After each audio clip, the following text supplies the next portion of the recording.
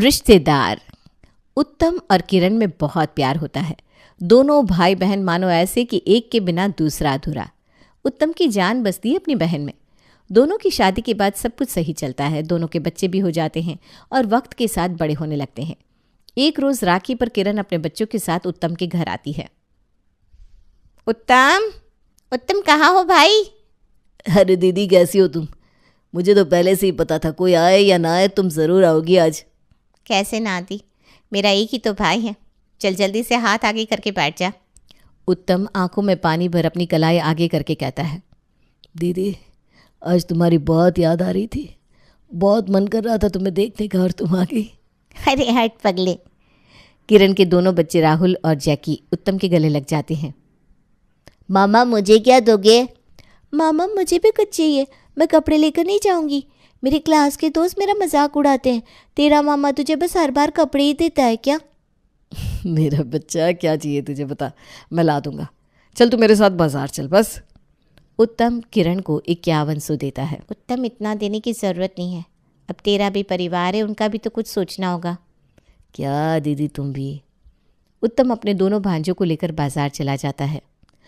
मामा, मुझे ये गाड़ी चाहिए, मैं इसी से स्कूल जाऊंगी। मामा, मुझे बंदूक चाहिए। ठीक है, ले लो दोनों को जो चाहिए, लेकिन बेटा इस गाड़ी से तो स्कूल तो नहीं जा सकती। लेकिन मुझे ये गाड़ी चाहिए। अच्छा ठीक है, जो लेना है ले लो। जैकी और राहुल अपनी पसंद की गाड़ी और गन लेकर उत्तम के साथ घर आते हैं। अपनी कजिन के हाथों में गाड़ी और गन देखकर उत्तम के दोनों बच्चे नैना और अंकुश छिड़ जाते हैं। पापा, मुझे तो आज तक ऐसी गाड़ी नहीं दिलाई। मैंने कितनी बार कहा था, मेरे बेस्ट फ्रेंड के पास भी ऐसी कार है। हाँ पापा, आप हमसे ज़्यादा जैकी और राहुल से प्यार करते हैं। अरे बेटा, ऐसा कुछ नहीं है। तुम दोनों तो यहीं रहते हो। ये दोनों तो साल भर में मुश्किल से 1 या 2 बार आते हैं। इतना तो हक बनता है ना इनका अपने मामा पर। हम भी तो बुआ के यहाँ मुश्किल से 1-2 बार जाते हैं, लेकिन बुआ ने तो कभी हमें ऐसा कोई तोहफा नहीं दिया। हाँ पापा, भाई सही बोल रहा है। आप इन दोनों से ही प्यार करते हो। अरे बाबा सुनो तो। दोनों बच्चे चिढ़कर अपने कमरे में चले जाते हैं। ये सब देखकर किरण को भी अच्छा नहीं लगता। वो अपने बच्चों को डांटते हुए कहती है, तुम दोनों ने मामा से इतना महंगा गिफ्ट क्यों लिया? ये कौन सी बात हुई? अब से मैं तुम दोनों को कभी अपने साथ नहीं लेकर आऊँगी। क्या हुआ, ले लिया तो मामा ही तो है। दीदी, क्यों डांट रही हो इन्हें? नैना और अंकुश थोड़ी देर में नॉर्मल हो जाएंगे। अरे ये सब होता रहता है। अब राहुल और जैकी मुझसे नहीं तो किससे लेंगे? देखो कह देता हूँ मैं, इन दोनों को लिए बिना कभी मत आना। तुम नहीं सुधरोगे। चलो चलती हूँ मैं। किरण वापस अपने घर चली जाती है। उसके जाने के बाद रेणु गुस्से में अपनी सास इंदु से कहती है, मम्मी जी, ये सब जो हो रहा है ना वो सही नहीं है। आपके सामने आपकी बेटी इतना सब कुछ ले जाती है और आपके पोते पोते को कुछ भी नहीं देती। अरे बहू, दोनों भाई बहन के बीच में मैं बचपन से ही कुछ नहीं बोलते। ये अच्छा है, उनके बीच में कुछ कहती नहीं हो। तो मेरा भाई जब आता है तो क्यों बड़बड़ करती रहती हो आप अपनी बेटी को समझा दो। उसके कारण मेरी बच्चों के आंखों में आंसू नहीं आने चाहिए। रेणु सुन लेती है और किरण से कुछ नहीं कहती। इसी तरह दिन बीतने लगते हैं। समय के साथ साथ बच्चे भी बड़े हो जाते हैं। एक रोज़ राहुल का फ़ोन उत्तम को आता है। मामा, मुझे एडमिशन मिल गया है इंजीनियरिंग कॉलेज में। अरे ये तो बहुत खुशी की बात है। हाँ, खुशी की बात तो है, लेकिन मामा एक प्रॉब्लम है। मुझे मम्मी ने मना किया था आपसे बात करने को, लेकिन मैं उनसे छुप कर बात कर रहा हूँ। अरे बोल ना बेटा, क्या हुआ? मामा, मेरे एडमिशन के लिए 2 लाख घट रहे हैं। आप मुझे पैसे दे सकते हो क्या? जब मेरी जॉब हो जाएगी तो मैं लौटा दूंगा, और अगर आपके पास नहीं है तो कोई बात नहीं है। मेरे पास तो पैसे हैं, और अगर नहीं भी होते ना तो मैं तेरे लिए कहीं से भी जुगाड़ कर लेता। मैं तुझे कल ही पैसे भेजता हूँ। थैंक यू मामा। मुझे पता था कोई मेरी मदद करे या ना करे, आप मेरी मदद ज़रूर करोगे। ये सब रेणु सुन लेती है और ज़ोर ज़ोर से इंदु को सुनाती हुई उत्तम से कहती है, ये अच्छा है, पहले सामान खरीद कर देते थे, अब तो पैसे भी देने लगे हो। ये क्या बोल रही हो तुम रेणु? तुम भी बच्चों की तरह बात कर रही हो। बच्चों की तरह मैं बात कर रही हूँ? मेरे भी 2 भाई हैं, मुझे तो कोई पैसा नहीं देता तुम्हारी तरह। अपने बच्चों का हक दे दो तुम सबको, बाद में मेरे बच्चे तरसेंगे। उनको जब पैसों की ज़रूरत होगी ना तो कोई नहीं देगा। अरे भाई, रिश्तेदारी में ये सब चलता है। मेरी छोटी सी मदद से राहुल की ज़िंदगी बन जाएगी, और कौन सा वो पैसे रख लेगा? सामने से उसने कहा ना कि जॉब लगने के बाद पैसे वापस कर देगा। रेणु ताली बजा बजा कर कहती है, वाह रे वाह, मैं भी देखती हूँ कितना मदद करेगी तुम्हारी बहन जब मेरे बच्चों को ज़रूरत पड़ेगी। ऐसा भी नहीं होगा कि उसके पास 2 लाख भी ना हो। वो सोचती है कि जितना भाई को लूट सके लूट ले। तुम्हारी माँ तो चाहती यही है ना कि तुम सब कुछ उठाकर अपनी बहन को दे दो। बहू, मेरे लिए जैसे राहुल और जैकी है वैसे ही नैना और अंकुश है।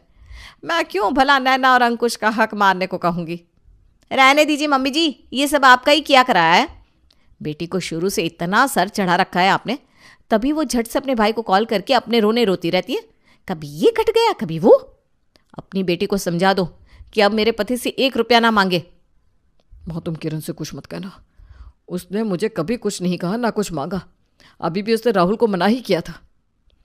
मम्मी जी, आप दीदी को फ़ोन करके मना करो, वरना मैं घर छोड़कर अपने मायके चली जाऊंगी। ऐसा मत बोल बहू, तू चली जाएगी तो मेरे उत्तम का क्या होगा।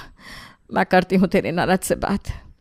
उत्तम अपने माथे पर हाथ रख लेता है और कहता है, ये क्या हो गया। इंदु किरण को फ़ोन करके कहती है, बेटा तो उत्तम को किसी चीज़ के लिए मत बुलाकर, घर में कलेश हो जाता है। लेकिन माँ, मैंने तो कुछ कहा ही नहीं। मैं तो खुद उत्तम को मना करती रहती हूँ कि कुछ ना दे मुझे, अपने बच्चों के लिए बचा के रखे। अब वो खुद ही करता है तो क्या करूँ माँ।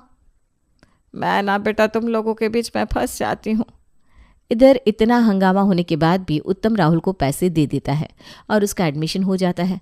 उधर नैना 12th पास कर जाती है और बाहर जाने की जिद करने लगती है। पापा, मुझे बाहर पढ़ने जाना है। बेटा, ग्रेजुएशन करने के लिए कौन बाहर जाता है। तो यहाँ से ग्रेजुएशन कर ले और साथ में सीए कर लेना। नहीं, मुझे राहुल भैया की तरह बाहर जाना है। बेटा, ऐसे ही बाहर जाकर क्या करेगी। राहुल ने पहले कंपटीशन दिया, सिलेक्ट हो गया, तब गया पढ़ने। तू भी कोई ऐसा कोर्स कर। मैं सब समझती हूँ, आपको पैसे ना देने पड़े इसलिए आप ये सब बोल रहे हो ना। पैसे तो आपने राहुल भैया को दे दिए ना। ऐसा कुछ नहीं है। तो राहुल की तरह कंपटीशन में सिलेक्ट होकर देखा, फिर अगर मैं तुझे ना भेजूँ तो कहना। किसी से बराबरी करती हो तो पूरी तरह करो। नैना अपने पैर पटक कर कमरे में चली जाती है और रेणु और अंकुश से उत्तम की चुगली करती है। अपने पापा की बात को दिल से मत लगा। उनके पास कभी हमारे लिए कुछ रहा भी है क्या। मैं दूंगी तुझे पैसे बाहर पढ़ने के लिए, तू अपना मन छोटा मत कर। हमारी तो बस मम्मी है। नैना भी पढ़ने बाहर चली जाती है। 6 महीने बाद राहुल 2 लाख रुपए उत्तम को लौटा देता है। मामा, अभी नैना को पैसे की ज़रूरत होगी। अरे बेटा, लेकिन ये पैसे इतनी जल्दी कहाँ से आए। वो मामा, मैंने ट्यूशन पढ़ा कर ये पैसे जमा कर लिए। मुझे आपको देने ही थे आज या कल। आपने ज़रूरत पर मदद कर दी, वही बहुत है। अरे बेटा, तू भी कैसी बात कर रहा है। अपने ही अपनों के काम आते हैं, और जो ज़रूरत पर काम ना आए वो कैसे अपने। राहुल ने पैसे दे दिए हैं, ये बात किसी को पता नहीं होती है। एक रोज़ जब सब खाने की टेबल पर बैठे थे तब इंदु कहती है, उत्तम बहुत दिन हो गए हैं किरण को देखे हुए। मैं सोच रही थी उससे मिलाऊं। अरे माँ, तुम क्यों जाओगी। एक काम करते हैं, दीदी को ही यहाँ बुला लेते हैं। वैसे भी वो अब पहले की तरह आती कहाँ है। नहीं नहीं बेटा, मैं ही चली जाती हूँ। बेकार में उसके आने से कोई कलह होगा तो मुझे अच्छा नहीं लगेगा। कोई कलह नहीं होगा। तुम अभी दीदी को फ़ोन करके आने के लिए कह दो। इंदु रेणु की ओर देखने लगती है और फ़ोन किरण को लगाती है। किरण बेटा, 6 साल हो गए तुम मायके नहीं आई। आजा बेटा, हमारी याद नहीं आती क्या। माँ, क्या करूँ आके, तुम तो जानती हो मेरे आते ही घर का माहौल ख़राब हो जाएगा, इसीलिए नहीं आती हूँ। मेरे भाई को मेरी वजह से तकलीफ़ होगी, ये मैं नहीं चाहती। दीदी, तुम्हें मेरी कसम, तुम जीजाजी और जैकी को लेकर घर आओ। रिश्तों में ये सब होता रहता है। तुम इन सबको अपने मन में मत रखो, कल ही आ जाओ। ठीक है, आती हूँ मैं। किरण अपने पति और बेटे के साथ अगले दिन उत्तम के घर आ जाती है। किरण को देखते ही उत्तम उसके गले लग जाता है और कहता है, आज बहुत दिनों के बाद पूरा परिवार साथ है। मैंने राहुल और नैना को भी आने के लिए बोल दिया है। हाँ, इतने दिनों के बाद आकर बहुत अच्छा लग रहा है। सब आकर बैठ जाते हैं और चाय नाश्ता करने लगते हैं। इतने में ही राहुल और नैना भी पहुंच जाते हैं। राहुल को देखते ही अंकुश उसे ताना मारते हुए कहता है, राहुल भैया, इतनी जल्दी आपको टिकट कैसे मिल गई आने की। कैसे क्या, पापा ने कटवा दी होगी। अब पापा है तो भला भैया को किस चीज़ की फिक्र। हाँ, ये सही कहा दीदी तुमने। राहुल को बहुत खराब लगता है। उत्तम बात बदलने के लिए कहता है, चलो अब ये सब बातें छोड़ो और खाना पीना शुरू करो। 2 दिन सब अच्छे से मज़े में रहते हैं। फिर किरण कहती है, चलो अब मैं चलती हूँ, राहुल को भी अपने कॉलेज जाना होगा। दीदी, इतनी भी क्या जल्दी है। अरे भाई, तेरे जीजा को काम पर भी जाना है ना, कितने दिनों तक छुट्टी ले सकते हैं। सब कुछ देखना होता है ना भाई। हाँ वो तो है दीदी। ठीक है कोई ना, तुम फिर बहुत जल्दी आ जाना। उत्तम किरण को पैसे और मिठाइयाँ देता है। तू मुझे कुछ नहीं देगा, वरना अब से मैं नहीं आऊँगी, समझा? चल रख, मैं कुछ नहीं लेने वाली। दीदी ये क्या बात हुई? मैं पराया हूँ क्या? इतने सालों से तुमने राखी और भाई दूज के पैसे भी नहीं लिए, ऊपर से राहुल ने भी पैसे वापस कर दिए। मामा ने ही तो दिए थे, कोई कर्ज थोड़ी ना था। कोई बात नहीं उत्तम, रिश्ते बने रहे और क्या चाहिए हमें। बिना बात की कलेश हो, ऐसा काम क्यों करना। ठीक है नहीं दूंगा कुछ। खुश, लेकिन तुम अभी नहीं, शाम को जाना। ठीक है, मैं रात को जाऊंगी। उत्तम एक गाड़ी खरीद कर लाता है और अपने घर के बाहर खड़ी कर देता है। रात को जब किरण जैकी और विजय के साथ वापस जाने के लिए घर से निकलती है और अपनी गाड़ी में बैठती है तो गाड़ी चलती ही नहीं। लो अब इसे क्या हो गया, सुबह उत्तम ने जाने नहीं दिया, अब ये।